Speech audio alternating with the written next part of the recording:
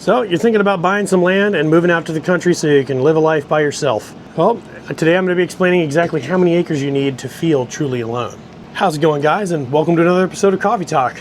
My name is Chad and this is the Hopeful Homestead. You're out here right now with me in my tiny cabin that I parked out on my family's campsite here on our 21-acre homestead that we're going to be building our future farmhouse on, and barn, garage, pond, pool, the whole thing, the whole bit. And we shared a similar goal of wanting to feel like when you buy land that it's big enough to feel like you can get lost on it and you can truly be alone. And it was a little bit of a learning curve and a journey figuring out how much land you actually do need to be able to do that. Because at first we were looking at 5-acre plots. For whatever reason, it seemed to be the best option we could find. There was a lot of options out there that you could find in the area that we were from, of Florida, where there were 5-acre lots for sale. And we were thinking, man, 5 acres, that sounds enormous. You know, we had only been on 1/4-acre lots prior to that. If you had a whole acre, man, you were living large.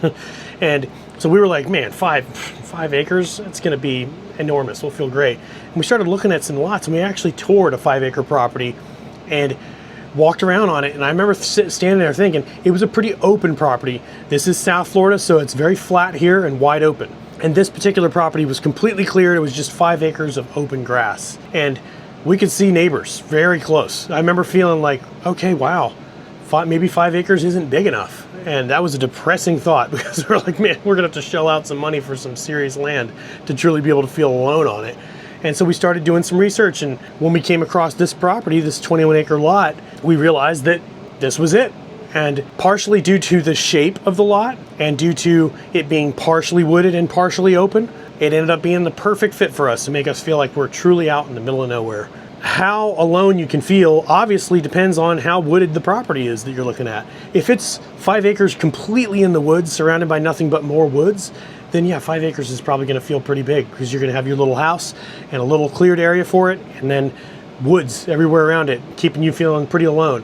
But I will say, when you start traversing around your property, you'll be surprised how quickly you run into your property boundaries with 5 acres. Now, somewhere in between, 10, 15 acres, if it was heavily wooded or at least partially wooded, you could probably still feel pretty lost on that as well.